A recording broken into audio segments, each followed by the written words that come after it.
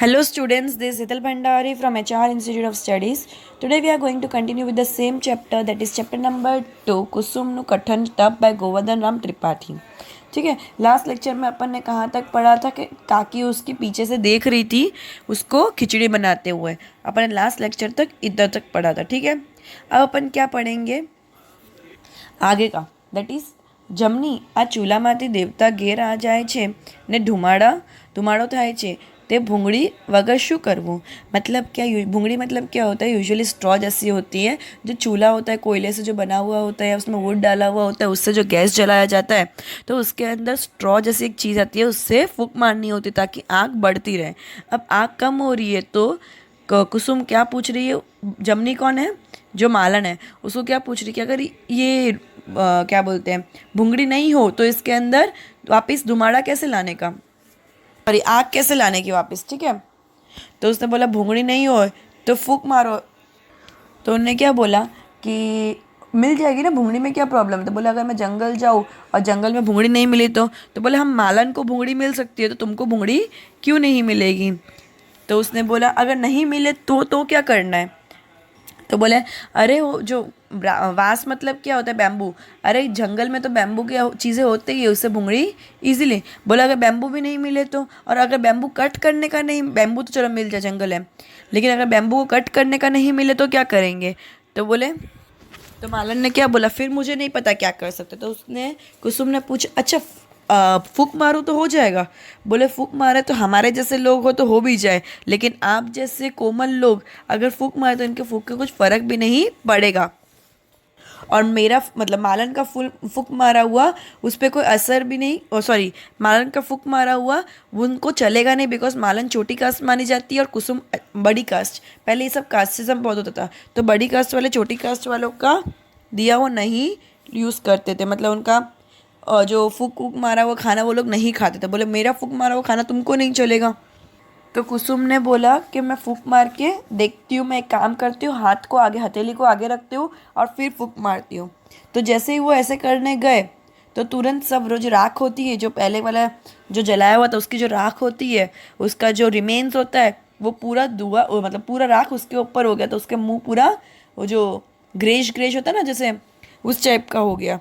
तो तुरंत मालन हंस के क्या बोलती है, जिसका काम उसको ही शोभे. आपकी फूल जैसी शक्ल पूरी काली काली हो गई इसकी वजह से. जैसे ये देखती है तो तुरंत काकी बाहर निकल जाती है और काकी को देख के कुसुम एकदम चमक जाती है. काकी उसको क्या बोलती है, क्या ज़रूरत है तेरे को ये सब करने की, तो चल अभी घर पे चल. तो वो बोलती है नहीं, और जमनी मतलब जो मालन होती है उसको भी बोलती है क्या ज़रूरत है तेरे को ये सब करवाने की इसको. तो बोले मैं तो कब से उसको समझा रही हूँ कि ये सब तुम्हारा काम नहीं है, तुम मत करो, बट ये सुने तब ना, सिर्फ हाँ बोलते हैं, वापस वही काम पे लग जाते हैं. तो अल्टीमेटली काकी और मालन दोनों उसको समझाते हैं कि ये काम उसका नहीं है. फिर काकी उसको धमकाती है कि देख अगर अभी तू घर नहीं आई ना तो मैं दूसरे बड़े लोगों को, वडील मतलब बड़े जो लोग हैं घर में, उन सबको भी इधर बुला दूंगी तुझे ले जाने के लिए. तो कुसुम काकी को क्या बोलती है, आपको क्या लगता है आप दूसरे बड़े लोगों को इधर लेके आ जाओगे, ये धमकी से मैं डरूंगी, ये धमकी से मुझे कोई फ़र्क पड़ेगा. काकी को भी बहुत अच्छे से पता था कि कुसुम को कोई फ़र्क नहीं पड़ता, घर वाले कौन क्या बोल रहे, कुसुम को किससे कुछ फ़र्क नहीं पड़ता. काकी ने उसको बोला कि क्या ज़रूरत है ये सब करने की, क्या ज़रूरत है ये सब बाबा वाले कपड़े पहनने की, जो मतलब यूजुअली बाबास पहनते हैं ना, उस टाइप के कपड़े पहनने की ज़रूरत ही क्या है, चल चुपचाप घर पे चल. तो कुसुम ने क्या जवाब दिया, कि मुझे साधुओं की तरह रहना है, मुझे साधुओं की तरह जंगल में रहना है, साधु वाला जीवन जीना है, तो ये सब प्रैक्टिस तो मुझे करनी ही पड़ेगी. क्लियर.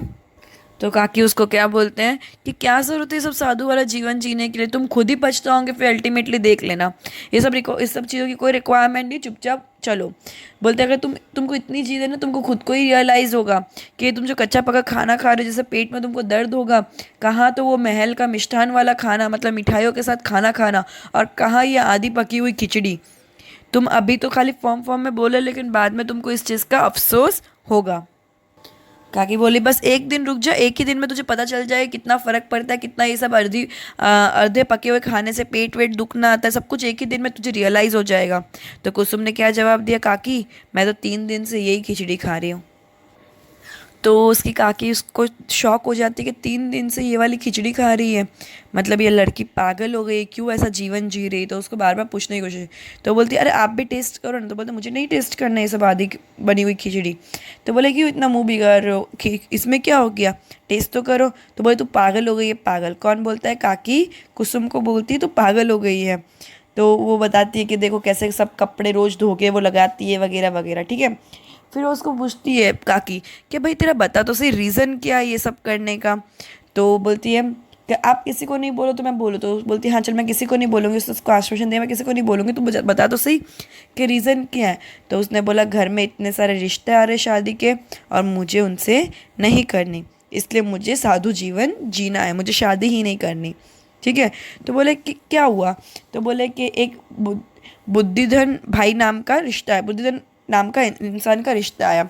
बोले उससे मुझे शादी नहीं करनी बिकॉज वो बहुत बड़े एज के थे, उसके पापा की एज के थे, क्लियर, वो उसके पापा के एज के थे, तो उसको उनकी से शादी नहीं करनी। फिर उनको सरस्वती चंद्र का रिश्ता, अब सरस्वती चंद्र क्या, सरस्वती चंद्र की शादी कुसुम से हो, सॉरी कुमुद जो उसकी बड़ी बहन है उससे हो चुकी थी, लेकिन सरस्वती चंद्र बाहर चले गए थे, मतलब क्या आउट ऑफ इंडिया चले गए थे। तो जिसके आउट ऑफ प्लेस चले गए थे, किधर बाहर चले गए थे इन शॉर्ट। तो जिसकी वजह से कुमुद की पूरी लाइफ बिगड़ गई, उसको दूसरी शादी करनी पड़ी और दूसरा जिससे शादी की वो इंसान अच्छा नहीं है। अब सरस्वती चंद्र वापस आ गए हैं और सरस्वती चंद्र को पता चला कि कुमुद ने किसी और से शादी कर दी। तो उनने अपना रिश्ता कुसुम छोटी बहन के साथ के लिए भेजा कि बड़ी नहीं तो कोई बात नहीं, छोटी से मैं शादी कर लेता हूँ। तो उसने अपना रिश्ता कुसुम के लिए भेजा। तो बोले उससे भी मुझे शादी नहीं करनी।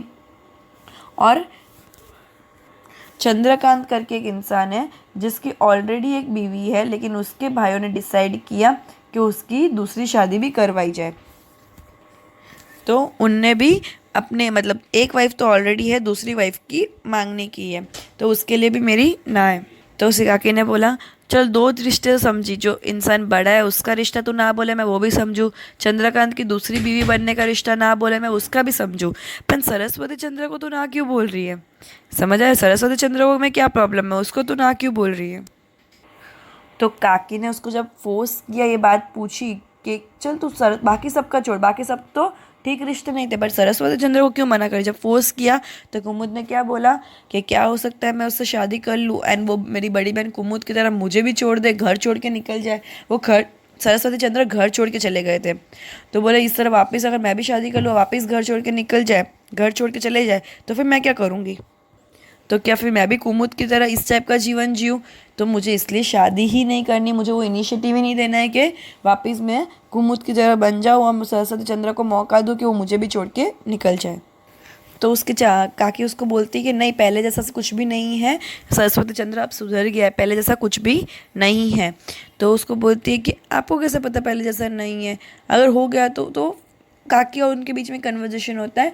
तो वो अल्टीमेटली कुसुम को मना लेते हैं कि नहीं सरस्वती चंद्र अभी बेटर इंसान है। तो वो कुसुम उसको क्या बोलते, चलो मान लेती हूँ कि आपकी बात के सरस्वती चंद्र से मैं शादी करूँ, लेकिन मेरी भी एक शर्त है, मैं पहले सरस्वती चंद्र को मिलूँगी, फिर उसको कुछ मेरे को जो पूछना है वो पूछूंगी एंड फिर मैं सोचूंगी शादी के बाद, शादी के बारे में, क्लियर।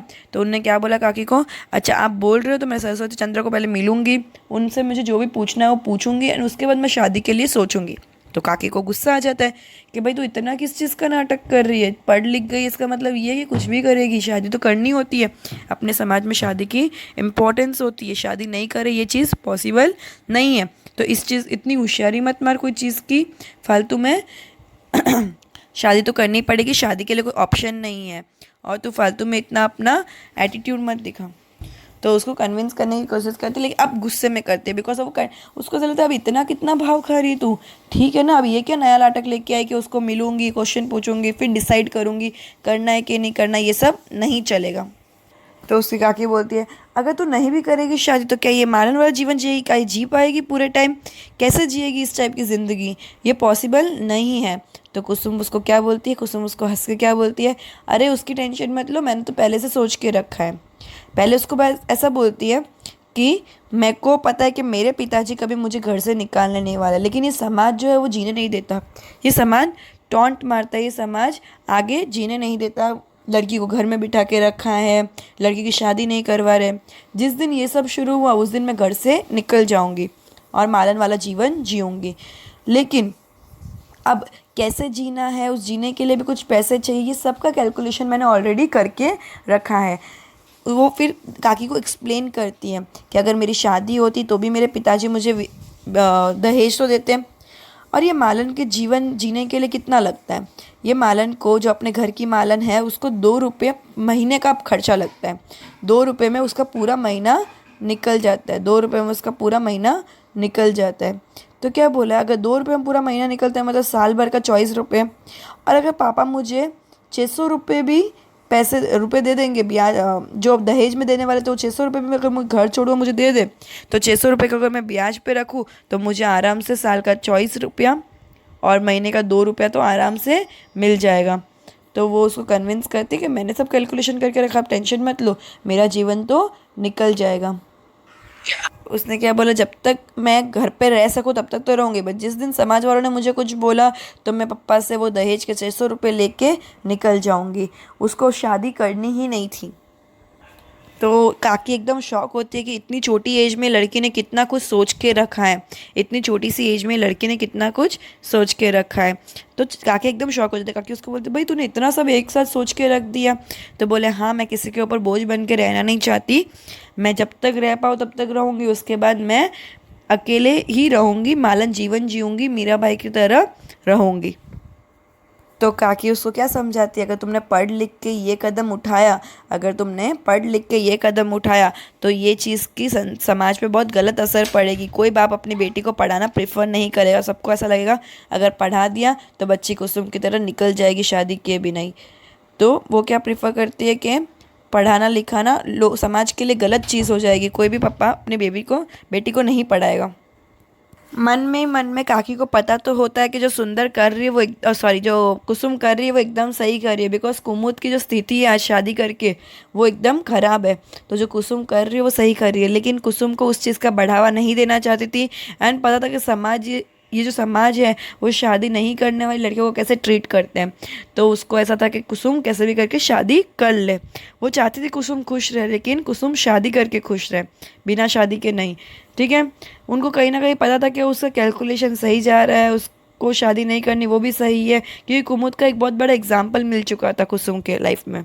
ठीक है, लेकिन फिर लास्ट में वो क्या कंक्लूड करती है, एक काम कर, अभी तो तू इधर से निकल, अभी तो तू घर चल, जैसा जीवन जी रही वैसा जी, उसके बाद जो होगा देखा जाएगा, लेकिन एक बार के लिए तू इधर से चल, घर पे चल। तो वो उसको क्या बोलती है, भले आप मुझे घर ले जा रहे हो, अभी तो मैं चल रही हूँ, लेकिन मैं इसकी प्रैक्टिस भी करती रहूँगी ताकि लाइफ में मुझे कभी डिपेंडेंट ना बनना पड़े, कभी भी कोई तकलीफ आई तो मैं इंडिपेंडेंटली घर छोड़ के निकल सकती हूँ। तो ये था कुसुम का कथन तब कि वो शादी नहीं करने के लिए कितनी मतलब कितना डिसाइड कर लिया था उसने, एकदम प्रॉपरली दिमाग में सोच लिया था कि शादी तो नहीं करनी है। यही कुसुम का कथन तब था। So good bye everyone, we ended already this chapter here and we'll continue with the next chapter of poem in the next lecture. Goodbye.